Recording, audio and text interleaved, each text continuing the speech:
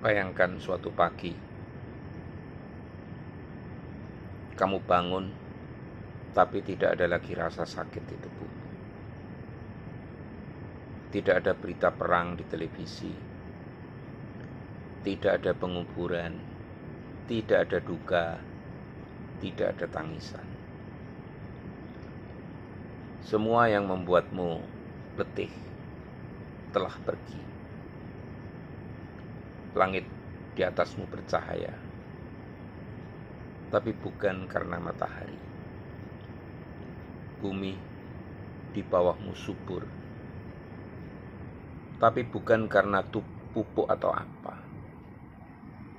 Ada yang turun dari surga, bukan hujan, bukan api, tapi sesuatu yang agung, sebuah dunia yang baru. Tuhan, ini bukan rumahku yang dulu. Dulu aku berjalan di jalan yang penuh lumpur, tersandung oleh dosa, tersesat oleh kesombongan, tertinggal oleh dunia yang terus berlari. Tapi kini aku melihat sesuatu yang tak pernah bisa aku bayangkan. Kota suci, Yerusalem baru, turun darimu. Bukan hasil tanganku, tapi karya anugerahmu. Di kota itu tidak ada lagi rumah sakit, tidak ada pengadilan, tidak ada penjara, tidak ada lagi air mata yang harus diseka oleh tangan manusia, karena Tuhan sendiri yang menyeka air mata mereka. Lihatlah, aku menjadikan segala sesuatu baru.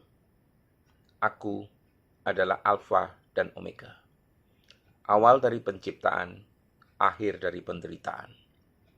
Kepada yang haus, aku beri minum dari sumber air kehidupan dengan cuma-cuma.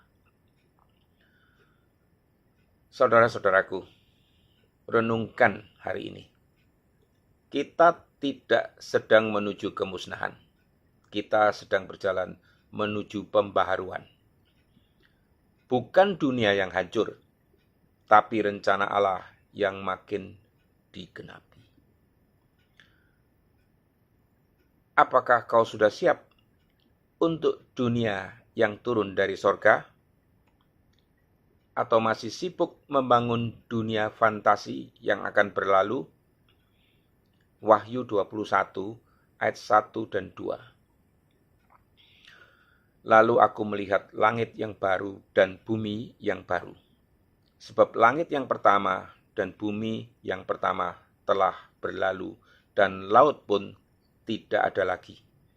Dan aku melihat kota yang kudus, Yerusalem baru, turun dari sorga, dari Allah, yang berhias bagaikan pengantin perempuan yang berdandan untuk suaminya.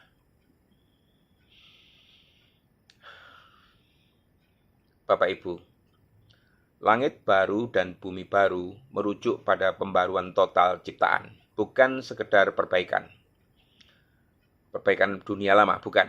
Tetapi penciptaan realitas yang sepenuhnya baru oleh Allah setelah penghakiman terakhir. Turun dari sorga artinya bahwa sumber dari segala ciptaan baru ini bukan hasil usaha manusia, Bapak Ibu, tetapi inisiatif Allah sepenuhnya. Dunia baru ini adalah pemberian anugerah, bukan pembangunan umat.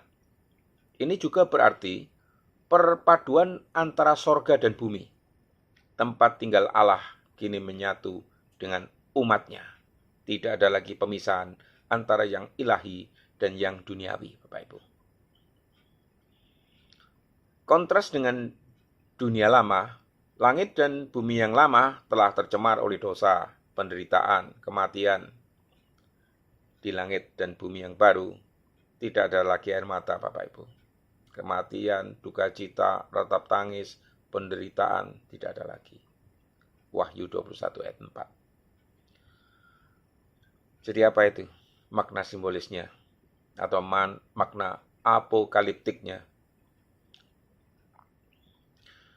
Di dalam gaya apokaliptik ya, langit dan bumi baru itu bisa dimaknai secara simbolis sebagai pemerintahan baru ya.